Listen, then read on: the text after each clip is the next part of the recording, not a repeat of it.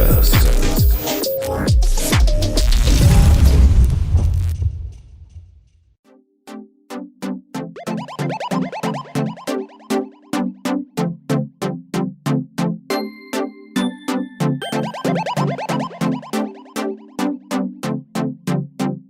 Saudações, lunáticos e lunáticas. Eu sou o Rafael. Saudações, eu sou o Anderson. E esse é o Lunáticos Podcast. Eu já queria começar esse episódio 4 agradecendo a todo mundo que ouviu o nosso episódio número 3, que foi, assim, um episódio que, abre aspas, estourou. Foi o que mais teve visualização no YouTube em pouco tempo. Muito obrigado pela atenção de vocês. Queria lembrar vocês também que a gente tem um vídeo do nosso quadro novo chamado Lunáticos Afora, que está no ar no YouTube, onde nós falamos sobre o buraco negro. Então, para quem ainda não assistiu, ele está lá no YouTube. Isso aí.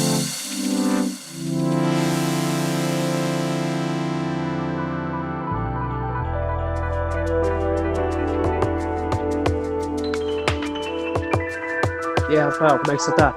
E aí, Anderson, eu estou muito bem. E você? Eu estou levando. Estou aproveitando a quarentena da pior maneira, né? Mas fazer o quê? Hoje a gente vai falar sobre um assunto aqui que pode parecer um pouco polêmico no início, mas eu já quero dizer para vocês que não é tão polêmico assim. Porque todo episódio a gente fala ainda que é polêmico, mas esse não é tão polêmico assim, se você prestar bem atenção. Nós vamos falar aqui sobre a ufologia através da mitologia e das religiões. Mas como assim? O que seria isso? Bom, se a gente parar para pensar e se a gente acreditar que a presença de vida extraterrestre é uma possibilidade, digamos assim, e que a prova de sua existência está talvez enraizada na nossa história, é possível, é bem possível que algumas coisas que ocorreram no passado remoto tenham sido passadas para gerações atuais de uma forma, abre aspas, arcaica, digamos assim. Sendo assim, pode ser folclorizado, culturalizado ou até mesmo religiosizado. Se essa palavra não existe, eu acabei de usar aqui do neologismo para poder inventar.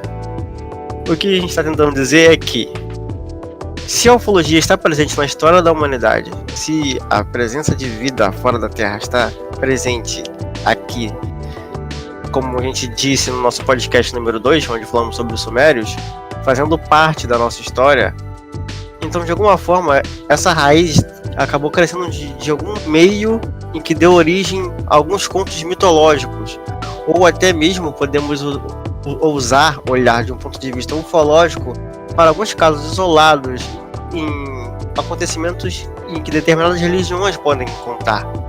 Isso aí, é como acabou de dizer, cara, a situação por ser tão, como você usou a palavra aí, a religiosidade do assunto, acaba desfocando um pouco outro tipo de visão que a gente pode ter de certo assunto.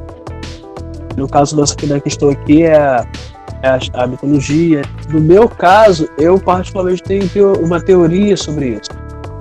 Nosso podcast é sobre isso, sobre abordar teorias, opiniões e coisas relativas ao assunto.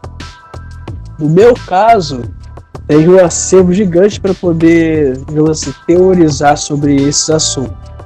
No caso, como eu estava comentando com o meu Rafael, a gente acaba levantando certas questões, como eu disse, não tão polêmicas assim. Só tentar abordar detalhes que às vezes passam despercebido. É complicado abordar sobre esses assuntos. Sim. Porém a gente tem algumas, digamos assim, teorias, digamos assim, perguntas assim, que não faz mal a gente tentar teorizar, não faz mal a gente responder e tentar ver de outro tipo de visão. Se a gente trazer esse questionamento para os tempos atuais, como eu vou repetir e ressaltar aqui, estamos de plantão, por favor, não levem a mal. Pois é, agora a questão da visão de Ezequiel é mais famosa, no termo assim, de estudo ufológico à luz da Bíblia. Quando eu falo à luz da Bíblia, eu falo em questão do catolicismo e do protestantismo. Só que tem uma que me chama mais atenção ainda, que é a questão da estrela de Belém. Se você pegar esse tipo de situação e trazer para a área do questionamento e do estudo para os dias atuais, é algo assim, ó, que você tira 90% de descarte de conclusão espiritual. Sabe? Você tenta dar um tipo de, digamos assim, entre aspas, tá, gente? Crédito. Interpretação. Só que, poxa, se você levar esse questionamento para os nossos dias atuais, é impossível. Você mesmo já viu algum tipo de corpo celeste guiar alguém, estacionar em algum local para indicar algum tipo de local para algum tipo de ser? Você já viu isso em algum lugar? Eu particularmente não. Mas assim, não tirando o âmbito espiritual do assunto, mas assim, é só dando assim, um outro ponto de vista para determinado acontecimento. Só para contextualizar aqui, ter uma imagem assim, de um desenho na cabeça. Por exemplo, vou contar um fato. Sobre a primeira vez que os índios do Amazonas viram um trem, eles chamaram o trem de cavalo de ferro. É isso que a gente está tentando explicar. E se algo apareceu para alguém de uma forma e ela interpreta de uma forma através do seu conhecimento que é um pouco limitado para a sua época. Coloco isso no âmbito geral de qualquer mitologia e qualquer religião, no âmbito geral. Vamos tirar aqui, por exemplo, a gente citou o caso lá no podcast número 2 sobre a questão dos Anunnaki, a questão dos seres híbridos que foram surgindo, a questão da criação até dos Néfilins, coisa que é citado nos livros apócrifos, que são livros que não são canônicos da Bíblia, estão fora dela, que também cita os Néfilins. A Bíblia canônica, digamos assim, também cita uma passagem curiosa e parecida com a que os sumérios deixaram. E lembrando que as inscrições suméricas são mais antigas do que a da Bíblia. Por exemplo, existe uma passagem de Gênesis 6 que diz assim: quando as pessoas começaram a se espalhar pela terra e tiveram filhas, os filhos de Deus viram que essas mulheres eram muito bonitas. Então escolheram as que eles quiseram e casaram com elas. Aí o Senhor Deus disse: não deixarei que os seres humanos vivam para sempre, pois são mortais. De agora em diante eles não viverão mais do que 120 anos. Havia gigantes na terra naquele tempo, e também depois, quando os filhos de Deus tiveram relações com as filhas dos homens, e estas lhes deram filhos. Esses gigantes foram os heróis dos tempos antigos, homens famosos. Esse ato, logo mais abaixo, ele é descrito que não foi bem visto aos olhos de Deus. Que Deus diz que não contenderá o meu espírito para sempre com o homem, porque ele também é carne. Aí ele ali determina uma certa idade para os homens, mas aqui a gente pode ver que ele cita sobre filhos de Deus tendo casos com filhas dos homens. O que exatamente ele está dizendo aqui? Nessa relação de filhos de Deus e filhos dos homens nascem os gigantes, que também é descrito como os Néfilins. Isso é descrito até pelos Anunnakis e pelos livros apócrifos. O que seriam os filhos de Deus? Você entende que essa expressão filhos de Deus é como se alguém estivesse descrevendo pessoas que vieram do céu? Sim, com um tipo de como é que eu posso dizer, né, algum tipo de, digamos assim, né, superpoder, entendeu? Que diferencia digamos assim, dos meros mortais, né? Até porque você até ressaltou sobre os Nephilim, né, a característica principal é que eles eram bem altos, bem fortes. Sim, grandes, altos, exatamente. Isso destacava do povo da época. É como você acabou de falar, a questão da interpretação. Essa questão dos Nephilim é um ponto, literalmente é um ponto de interrogação gigante. Porque independente da resposta do povo da época, como você acabou de falar, sobre os índios, ter visto o trem e de falado assim, tentando explicar pelo conhecimento que eles tinham na época, que era coisa X ou coisa Y, só que a questão dos Nephilim é outra coisa. Eu acho que independente da época que isso fosse relatado, ainda seria uma incógnita. Sim, então, exatamente, porque assim, porque se eu assumir aqui que os filhos de Deus a que se refere são anjos, eu estou automaticamente assumindo que anjos possuem sexo e anjos possuem prazer carnal. Ou logo são anjos ou não são anjos. Exatamente, é isso que eu estou tentando dizer. Eu estou tentando dizer que eles não são anjos. A expressão filho de Deus é uma expressão usada porque os seres vieram do alto. Por isso a expressão filho de Deus. E filhas dos homens significa que são as filhas dos homens da terra. Entende como é um ponto meio curioso nessa parte de filhos de Deus e filhas dos homens? Porque os filhos de Deus viram as filhas dos homens e tomaram para si, e delas nasceram os Néfios, os gigantes. Ou seja, essas mulheres deram à luz a seres que não eram, como posso dizer, normais, entre aspas.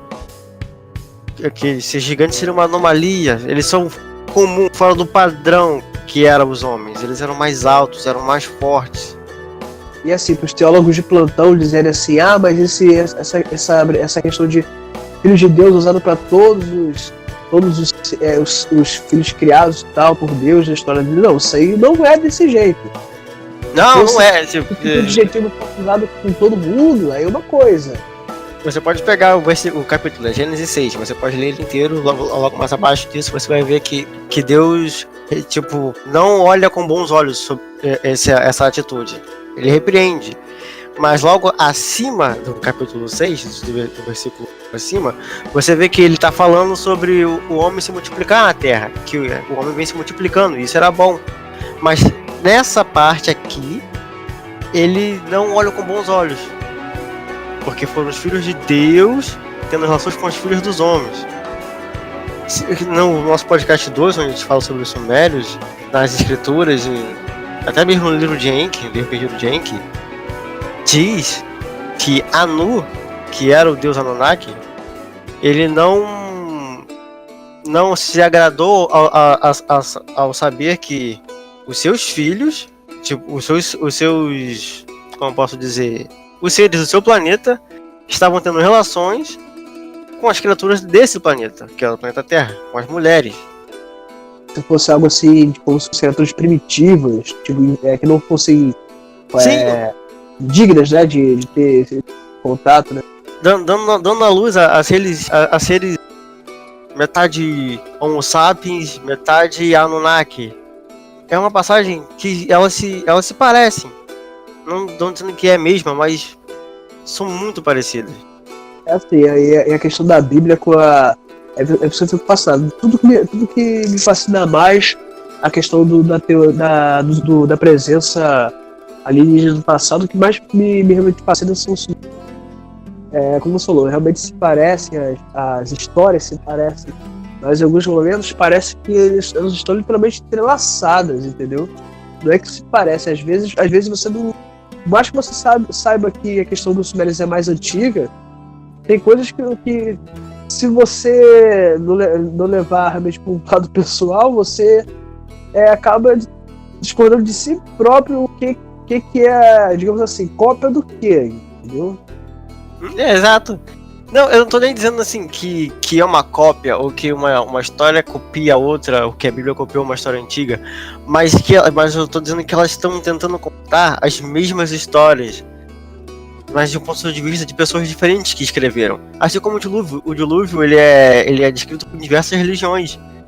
Tanto, e é descrito também pelos sumérios, que temos em mente que é uma das primeiras civilizações do mundo.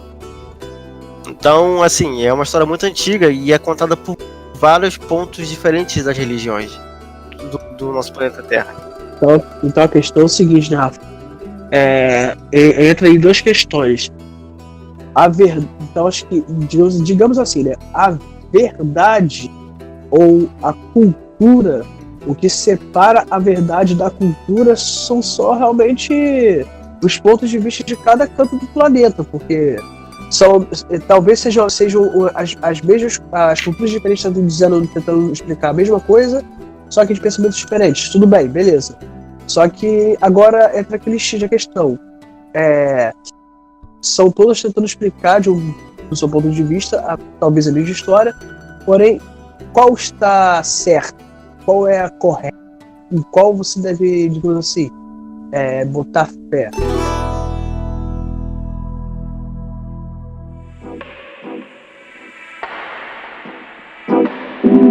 Como não se tem uma resposta concreta, você não pode dizer o que é. Você vai falar muito da fé. Mas assim, tudo tem as suas escrituras sagradas. Mas vamos dizer assim, as escrituras sagradas são diferentes para cada religião. E elas são determinadas por alguém. Tipo, isso vai entrar, isso não vai entrar. Vai entrar, isso aqui não. Então, assim, como a gente citou aqui sobre os livros apócrifos, que são os livros que foram retirados da Bíblia. Então, assim, você não pode, você pode usar eles como estudo, mas e aí? Eles contam como contos, como mitos, porque foram retirados, então você não consegue encaixar da mesma forma para poder levar no mesmo tom de seriedade. Mas ainda assim, eles contam essas coisas que são importantes porque são escrituras antigas. Um exemplo aqui que eu vou dar sobre uma escritura antiga e sagrada é sobre um caso. Agora eu vou sair do nosso âmbito judaico-cristão, outra religião. Eu vou contar sobre algo que aconteceu na província de Sindh, ali no sul do Paquistão. Lá existe uma cidade muito antiga que ela representa uma das primeiras civilizações do mundo. Ela é conhecida como Mohenjo-Daro, o nome da cidade. A cidade tem cerca de uns 4 mil anos de idade. Ela foi descoberta em 1922. Por alguma razão desconhecida, toda a sua civilização desapareceu, sumiu. A cidade não... então, exatamente, é sempre assim. Os arqueólogos britânicos que escavam na cidade, eles acharam os cadáveres, digamos assim, os restos mortais das pessoas. E elas estavam simplesmente mortas pelas ruas. Algumas chegavam até a de mãos dadas. Tipo, eram mares e mares de pessoas mortas na rua, esqueletos espalhados no meio da rua. Como se algo tivesse acontecido na cidade, como se um desastre ocorreu e varreu todos os habitantes. Como se todos fossem instantaneamente mortos. Bom, em 79, um pesquisador chamado David Davenport, acho que é assim que se pronuncia o nome dele, ele fez uma publicação sobre o Mohenjo-Daro.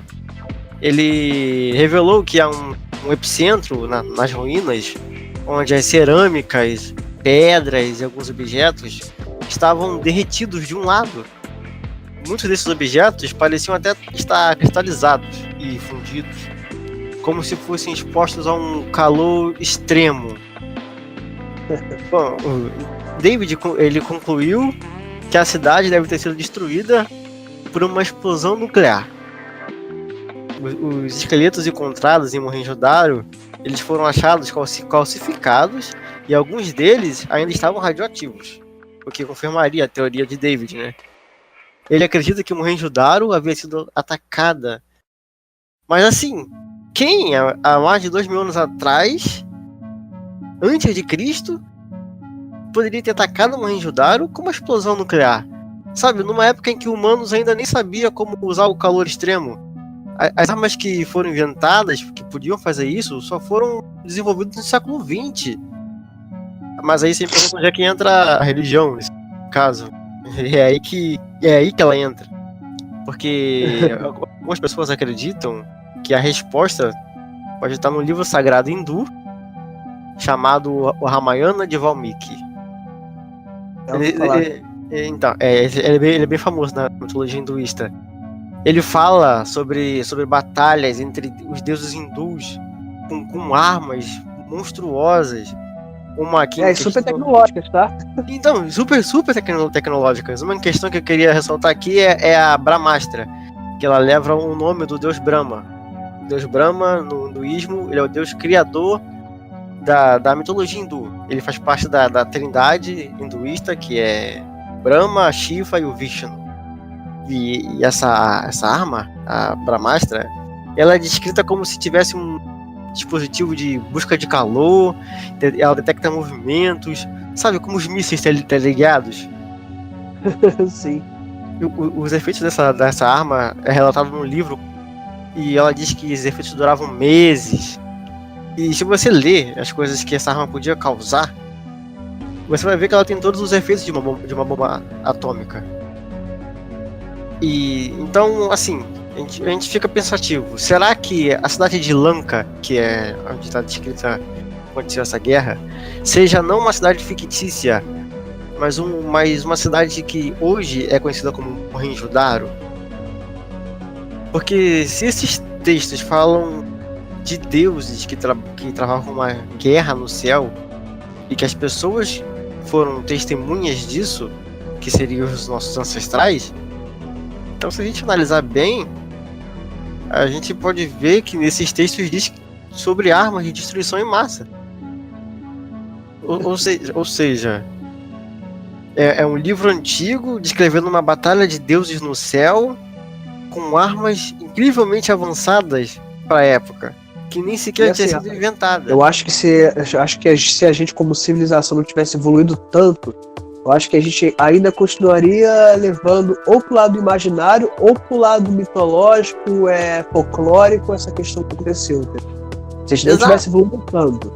Porque agora, com todo tipo de evolução, mais que seja pouco ainda, tecnológica, estudo e etc, a gente consegue perceber que, peraí, tem um pingo nesse aí.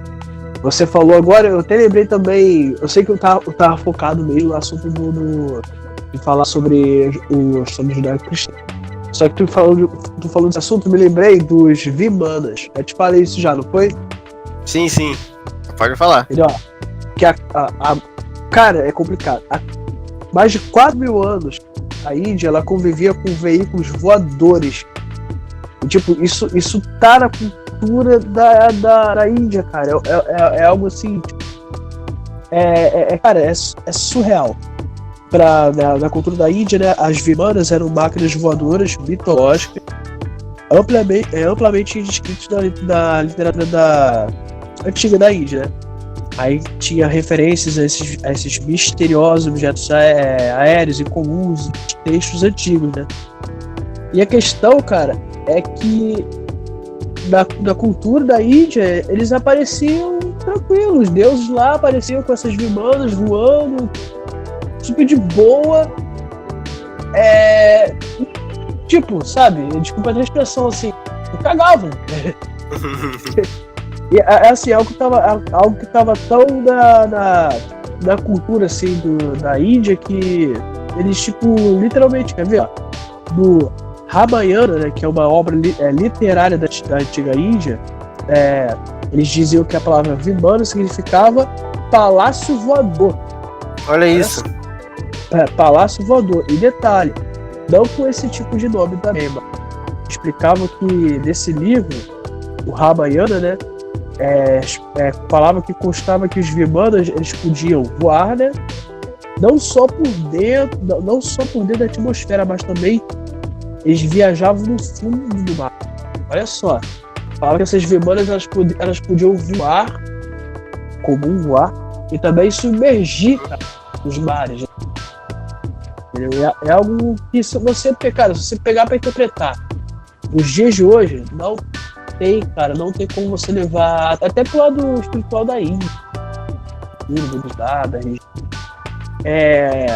Tem quadros lindos, tipo, A cultura da Índia tem cada. Assim, depois de vocês pesquisem por conta própria, botem vibandas na internet, vocês vão ver quadros lindos de grandes pintores da Índia relatando em quadros, em artes mesmo, as vibandas, cara. E não tem como você vai falar assim, nossa, é algo realmente. Assim, é uma lenda muito bonita. Não, do jeito que eles são desenhados, do jeito que eles são relatados, tem tecnologia ali. É impossível. Eles falam de sistema antigravitacional, não com essas palavras. Mas o jeito que eles relatam é algo incrível. Incrível. Só de você pensar que da época antiga, né, eles tinham, digamos assim, conhecimento, essa tecnologia, é algo.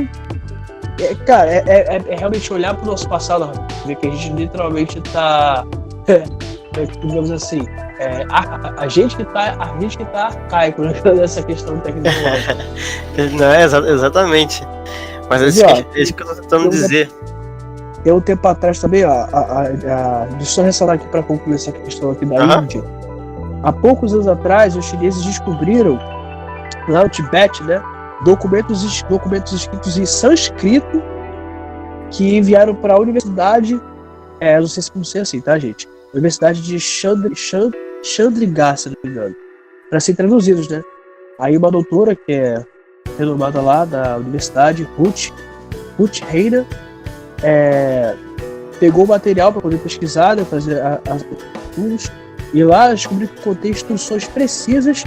Olha só, esses documentos que acharam lá, essa doutora dessa universidade lá de Chandigarh, lá da Índia, a doutora Ruth Reina, ela estudou o material e admitiu que nesse material contém instruções precisas para construção de aeronaves interestelares, tá? Nossa. E nesses textos tinha um tipo de método de propulsão antigravitacional, como eu já tinha comentado aqui, que eles tinham esse tipo de, digamos, de conhecimento. Os manuscritos não confirmam se realmente foi feita para isso, para você realmente construir essas coisas e tal, porque leva muito para a questão da cultura, da folclore, da Índia e tal. Mas, cara, se você pegar esse tipo de história dos humanos, mano, tem documentos que mostram como se cria certos tipos de aeronaves. É algo. Gente, depois vocês pesquisem sobre os vimanas da Índia. Tem livros, documentários da internet. Isso. É algo realmente incrível. Incrível.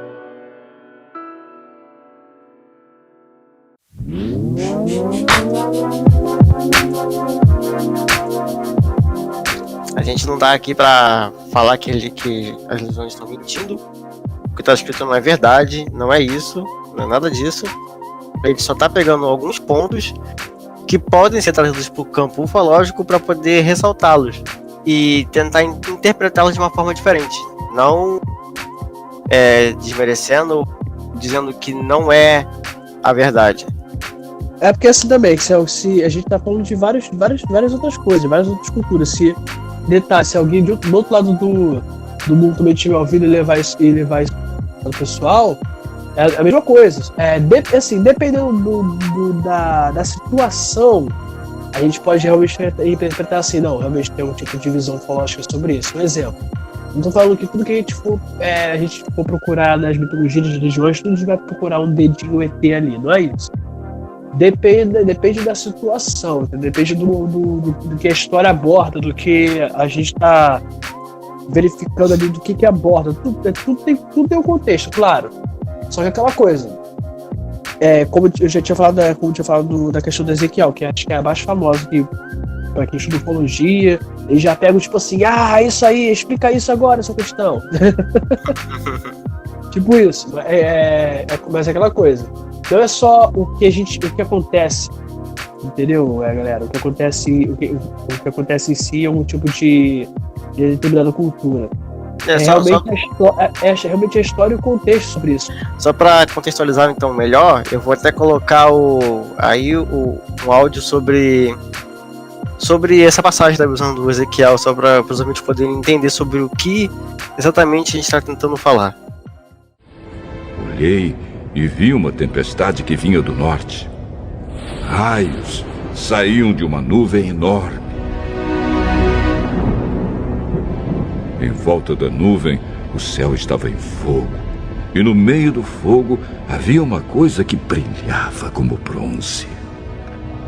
No meio da tempestade, vi o que me pareciam 4 animais.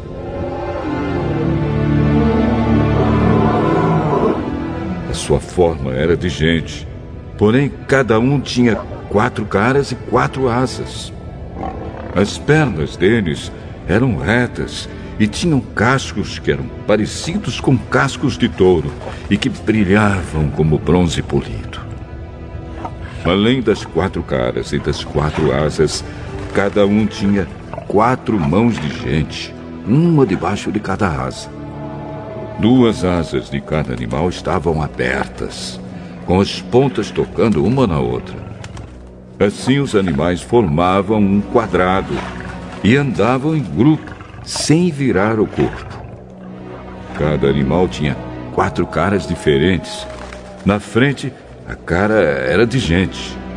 Do lado direito, era de leão. Do lado esquerdo, era de boi. E atrás, a cara era de águia. 2 asas de cada animal se abriam para cima e tocavam as pontas das asas dos animais que estavam ao seu lado. E com as outras 2 asas, eles cobriam o corpo. Cada animal podia olhar para as 4 direções. E por isso o grupo ia aonde queria, sem precisar virar. Entre os animais havia uma coisa que parecia uma tocha acesa e que estava sempre em movimento.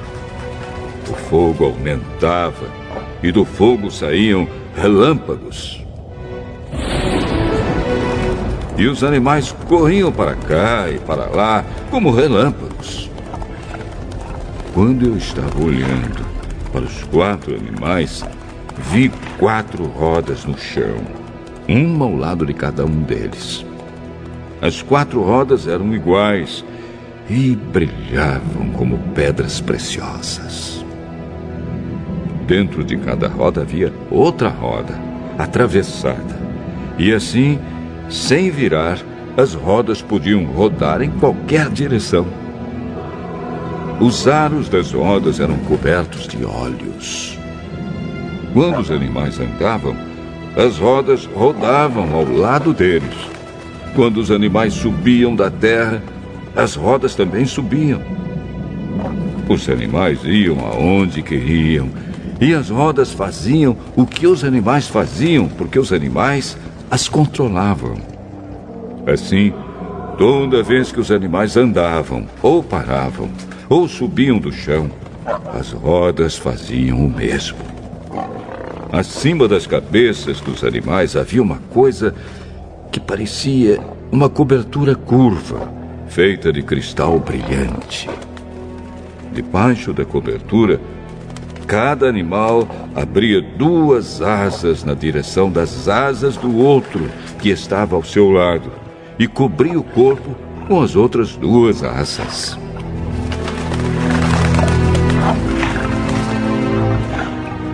Eu ouvi o barulho das suas asas quando voavam. Era como o rugido do mar, como o barulho de um grande exército, como a voz do Deus Todo-Poderoso. Quando paravam de voar, abaixavam as asas, mas ainda se ouvia um som que vinha de cima da cobertura que estava sobre as cabeças deles. Acima da cobertura curva, havia uma coisa parecida com um trono, feito de safira. Nele estava sentado alguém que parecia um homem e que brilhava como se fosse bronze no meio do fogo. Todo ele brilhava e com o mesmo clarão de fogo. E a sua luz tinha todas as cores do arco-íris nas nuvens. Tudo relatado assim como uma nuvem densa, como se estivesse vindo uma tempestade, trovões e algo que parecia de metal reluzente. Sabe, como se estivesse vendo algo feito de ferro, algo feito de metal. É como eu te falei, se é o povo da época que acreditava literalmente em tudo no sobrenatural, tipo, uma folha murchou do nada na sua frente, tinha uma interpretação totalmente lúdica sobre isso. Sim, eu tô imaginando, tipo, imagina uma pessoa religiosa, extremamente religiosa, num tempo super arcaico, tendo a oportunidade de presenciar um contato de verdade, um contato com um OVNI, bem de perto. Como essa pessoa iria descrever isso? Ela automaticamente iria botar como um ato divino, e ia ser descrito mais ou menos assim. E te falar, eu acho que, e assim, se você parar pra pensar, até pros nossos ouvintes ouvirem, deve ficar essa pulguinha atrás da orelha. Aí o povo fala assim, mas porque tanto tempo atrás não tinha esses contatos abertos? Porque, assim, cara, querendo ou não, o povo era um pouquinho ignorante, um pouquinho burrinho na época, não sabia interpretar as coisas, né? Dava pra ser, digamos assim, entre aspas, enganado. Sim. Entendeu? Então, assim, se isso acontecesse no tempo atual, a gente já sabia o que é e o que não é.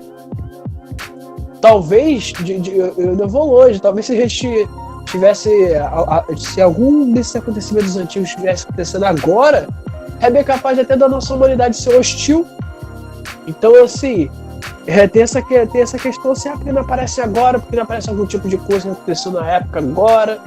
É como eu falo, se todo tipo de acontecimento realmente teve intervenção de vida inteligente na época, eles são inteligentes, eles não vão aparecer agora, ou porque a gente não está preparado, ou porque literalmente não querem. Eu já cheguei até a pensar essa teoria, rapaz.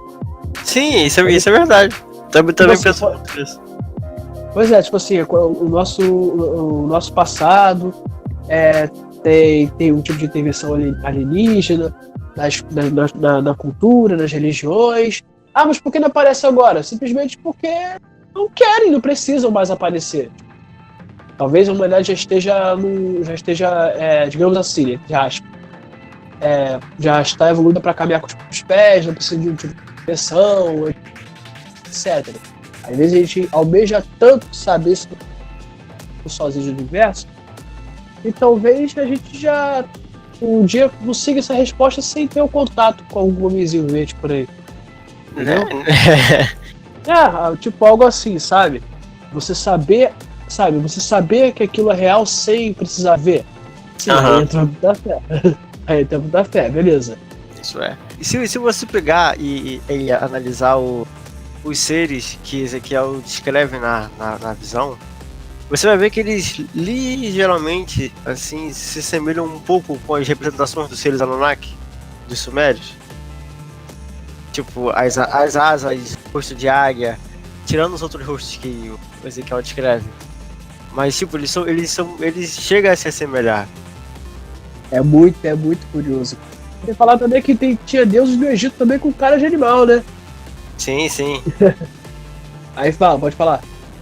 E a parte que ele fala da roda e dos olhos, sabe?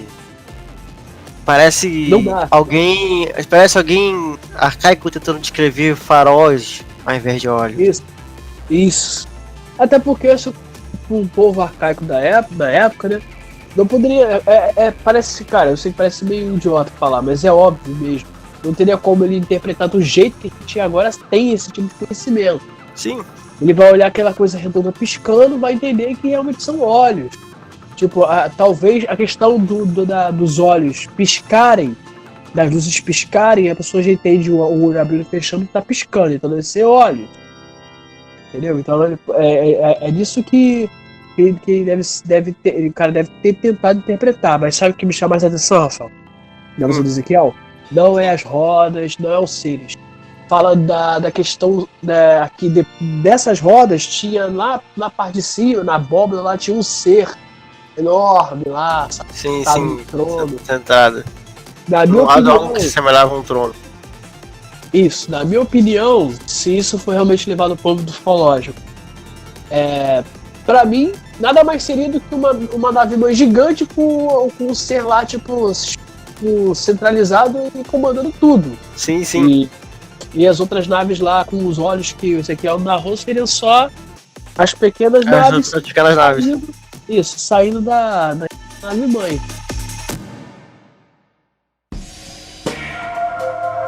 Outra coisa também muito engraçada, muito curiosa. Você sabia disso? Você sabia que os pais de Maria, né? Que foi a projetora de Jesus da Terra. Sim. Sabia que os pais de Maria, no caso a mãe de Maria, ela era estéril? A mãe de Maria era estéril? Era estéril, pela idade também, ela era muito velha, ela não poderia engravidar. Entendeu? O pai da Maria, ele era muito velho e acho que o nome da mãe da Maria, se eu não me engano, posso estar errado, gente. Acho que é Marta. E ela era já uma senhora muito idosa, uma senhora idosa muito velha pra época, pra tirar o filho. E ela era estéril, não tinha algum tipo de problema, sabe? Não podia engravidar. E o livro apócrifo fala que ela pediu muito pra Deus que mandasse dessa bênção pra ela cuidar e tal, né? Está no livro apócrifos. Pois é, essa história está no livro apócrifo. E conta que desses pedidos a Deus, né? Apareceu um anjo e o anjo falou que ela iria engravidar e tinha que botar o nome do filho de Maria. Não é esquisito? Sim. Até a projetora de Jesus foi meio que preparada assim. e planejada para isso. Para isso, exatamente. Então a gente pensa assim, a gente aprendeu na Bíblia que a gente conhece hoje. A gente aprendeu a pensar assim, não, Maria foi escolhida, beleza. Assim, quando a gente olha a história, né, a gente pensa que ela foi escolhida, tipo assim, naquele momento, né? Assim, naquele momento, é como se ela, lendo essa apócrifa, é como se ela já tivesse sido projetada para isso. Isso, é como se já estivesse tudo escrito desde o começo. Sim. Entendeu? É como se literalmente ela fosse realmente. É como se ela realmente tivesse algo especial mesmo. Sim.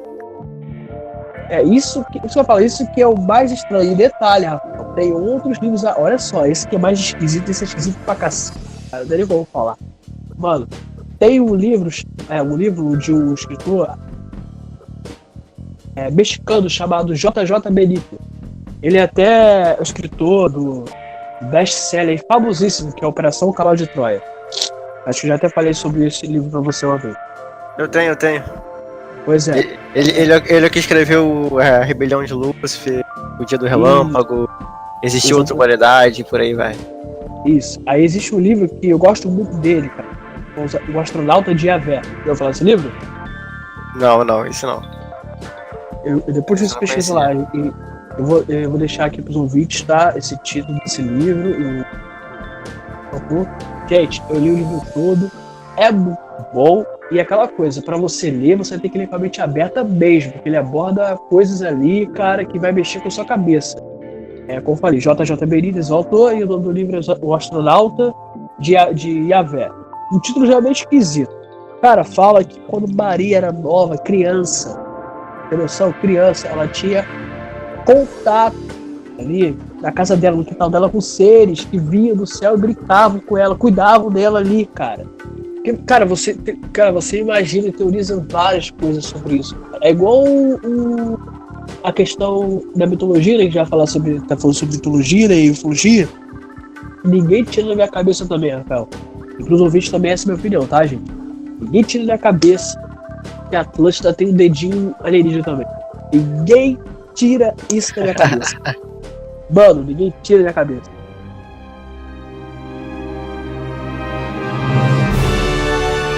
A Atlântida era praticamente tá aqui uma Wakanda.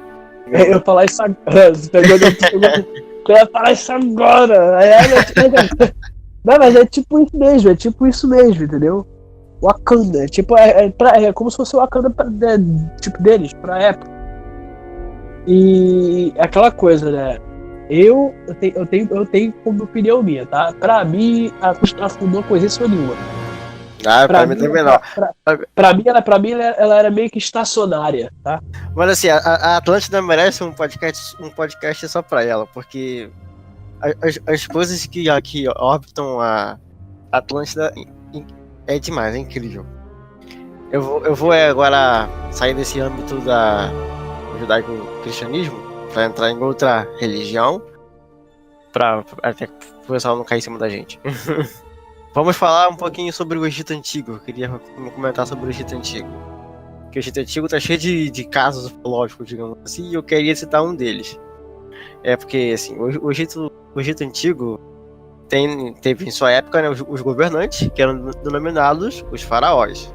Os faraós, eles não governavam sozinhos, eles tinham seu poder político ali, mas governavam junto com os sacerdotes. E o Egito Antigo, o Egito atual também, eles cresceram com sua cultura baseada numa religião politeísta, ou seja, a crença em vários deuses. Você tem aí os deuses Sete, Horus, Anubis, e por aí vai. Eu queria ressaltar aqui um faraó que vivia com uma constante briga com os sacerdotes de Amon. O nome desse faraó era o faraó Akhenaton. Ele vivia brigando com os sacerdotes de Amon porque ele além de tentar diminuir os poderes dos sacerdotes, ele queria implantar no Egito o monoteísmo ou a monolatria. Para quem não sabe a diferença de um para o outro, a monolatria é adoração a um deus só. Porém, você não exclui a existência dos outros deuses. Você apenas presta culto a um. O monoteísmo só existe um deus, os outros deuses não existem. Mas ele estava tentando implantar o monoteísmo no Egito. Culto e adoração a um único deus, que era o deus Aton. E isso resultou até na troca do seu nome, porque ele se chamava Amenorphos IV, que significa aquele com quem Amon está satisfeito. Ele trocou seu nome para se chamar Akhenaton, que significa o servo de Aton. Ele até construiu uma cidade chamada Akhetaton, que hoje é conhecido como Amarna, no Egito, no meio do deserto. E assim, o Akhenaton acabou com as deidades funerárias, ele extinguiu o deus Osíris do Egito, ele acabou com os rituais de pós-mortem, com os encantamentos do livro dos mortos, que eram encantamentos muito importantes, que serviam para os egípcios alcançarem a vida eterna, né? E assim, onde que vai entrar a ufologia nisso? A forma que Akhenaton era retratado, como eu posso explicar? Os faraós, eles costumavam ser retratados com uma cintura fina, largos, sabe aquele corpo robusto, triangular, digamos assim. Já o Akhenaton, ele é retratado de uma forma bem diferente. Ele era bem alto, ele tinha um corpo quase que efeminado. Ele possuía uma barriga saliente ali que caía sobre a cintura dele. E o mais intrigante de tudo, ele era retratado com um crânio alongado. Não só ele, mas a esposa dele também, que era a Nefertiti, a sua filha Meritaton, os seus filhos, eles eram retratados com cabeça alongada. E tipo, não existiu nenhum faraó antes de Akhenaton que passou por um negócio assim, e nem depois. Foi somente com ele. Sabe, os faraós eram como uma encarnação dos deuses na Terra. Mas no caso de Akhenaton, ele se dizia ser, sabe, um deles. Como se ele fosse um dos deuses. O que torna as coisas mais estranhas é que o deus Aton, que é o deus a quem o Akhenaton dizia que agora era esse que eles iam adorar e não outro, ele não possuía imagem. O deus Aton, ele era representado como, preste atenção nessa palavra, um disco solar. Sabe, o deus Aton era o deus Sol, o disco solar no céu. Era assim que Aton era representado. A imagem de Akhenaton, sabe, levantando a oferenda pro céu com aquele disco e aqueles raios embaixo, como se fossem os raios de sol. Agora, por que Akhenaton queria ser representado dessa forma? Por que ele queria, tipo, se parecer com um ser que no caso seria extraterrestre de crânio alongado, ou ele seria híbrido de um extraterrestre com humano, ou ele era ele mesmo um extraterrestre, digamos assim. Por que ele era representado daquela forma de crânio alongado? Ele, a sua esposa, os seus filhos. O Akhenaton reinou no Egito durante 17 anos, até a sua morte, que não se sabe a causa, creio que foi assassinato ou coisa assim, porque ele havia fugido do Egito. E assim, a múmia de Akhenaton nunca foi encontrada. Até acharam uma sepultura em 1912, se não me engano, chamada de QV55, depois procurou na internet, acho que foi essa sepultura. Só que a parte onde fica o nome da pessoa que foi mumificada foi arrancada, foi retirada, então não dá pra saber de quem é aquela múmia. Os historiadores acreditam que era de Akhenaton, mas assim, não dá pra dizer que é. Quem assumiu o lugar de Akhenaton depois da sua morte foi o seu filho, que eu acho que é o faraó mais famoso que as pessoas conhecem, que é o Tutankhamon. Ele também morreu cedo, morreu aos 20 anos. E assim, depois da morte de Akhenaton, depois disso tudo, toda a história de Akhenaton e a Nefertiti foi varrida do Egito. Sabe, danificaram as imagens, quebraram as representações, tudo que estava escrito sobre o faraó foi danificado, como se estivesse tentando esconder, apagar da história do Egito a existência do Akhenaton. A cidade de Amarna foi abandonada. Tipo, por quê? O que estava acontecendo? Por que os egípcios não queriam que as pessoas soubessem da existência de Akhenaton? Não, cara, isso é realmente, tipo assim, fazer você pensar, cara. Não adianta.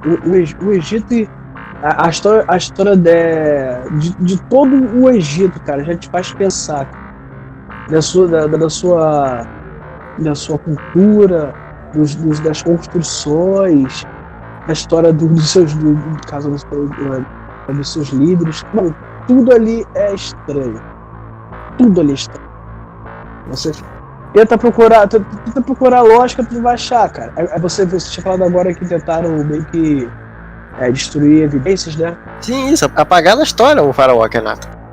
Então, até ressaltar que isso também aconteceu, galera. Isso também aconteceu, infelizmente, também com algumas representações sumérias, tá? Também, porque a cultura suméria ali fica muito perto ali daquela área lá onde o Isis tomava conta e tal.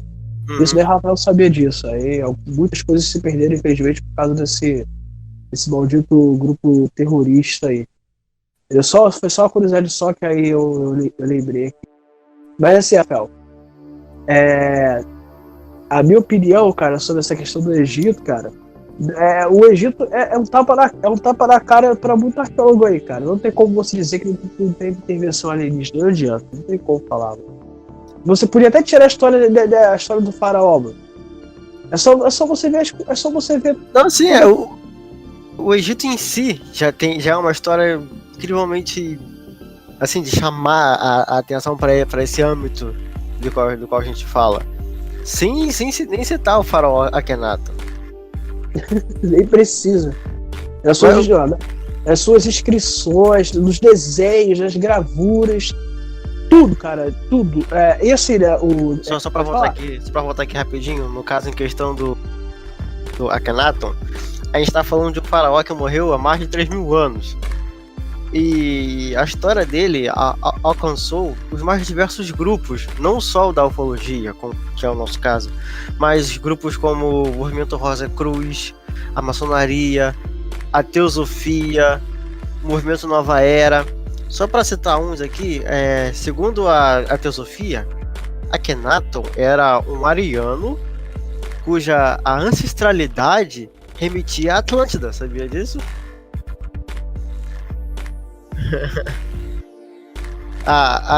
Sim, tipo, um ariano em plena África, digamos, um ariano na África, cuja ancestralidade remetia à Atlântida. Há alguns também que vão dizer que ele era um precursor de Cristo, ou que ele era visto como um avatar, até mesmo entre aspas, professor de Moisés, que no caso Moisés teria adquirido essa questão do monoteísmo na corte do Akhenaton.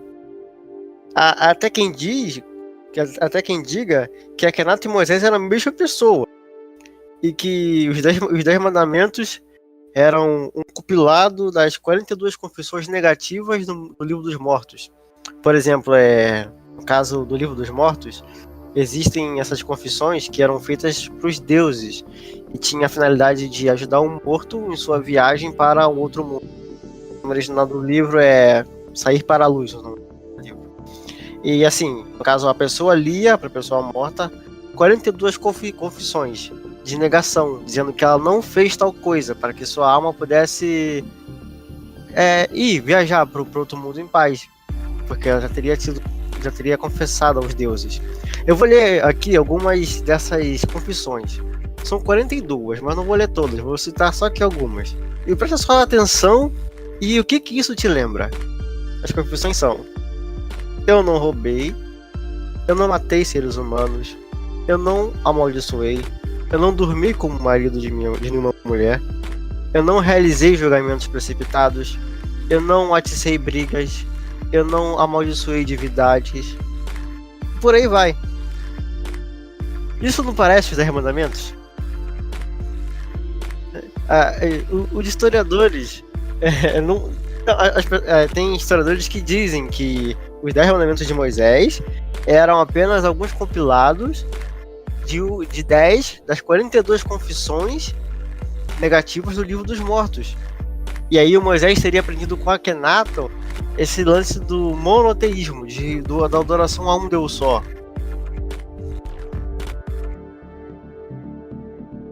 Então, é só pra, tipo, ligar os pontos. Não tô, tipo, afirmando que não, é isso aí, é isso. Não tô batendo o martelo dizendo que é. Só tô dizendo que existe um livro chamado Livro dos Mortos na cultura egípcia, e ele fala de 42 confissões, e dentro dessas confissões você consegue tirar 10 delas que se assemelham com os 10 mandamentos de Moisés. Mas faz sentido, tá? Não é? Faz sentido, é.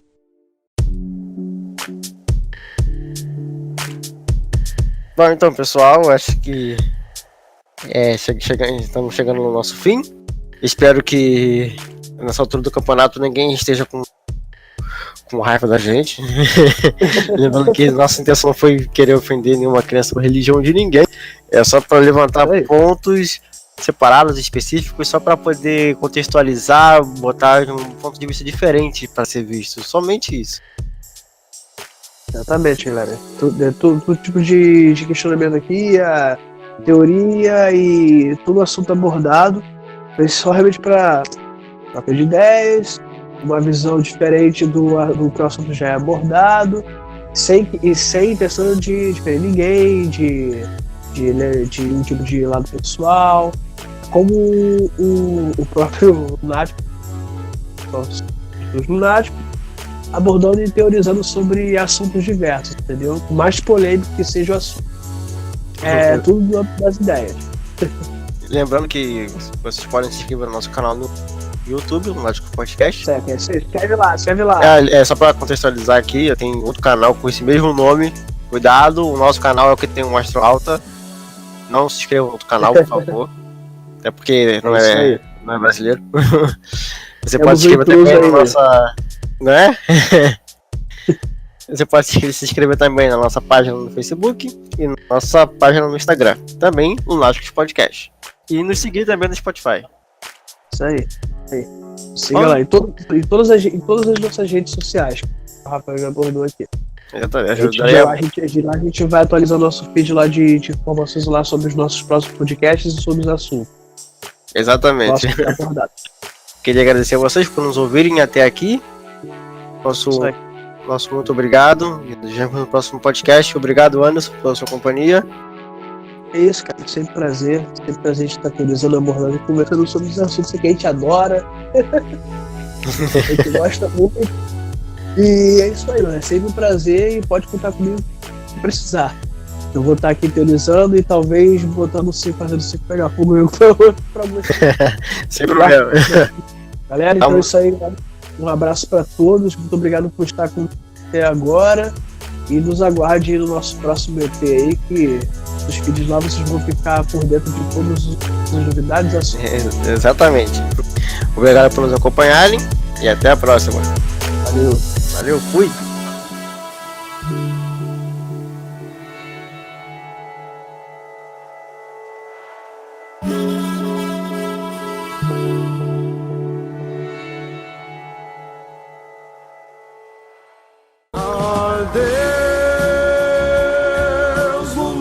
lunáticos, diga adeus, lunáticos. Cala a boca com essa merda de lunáticos!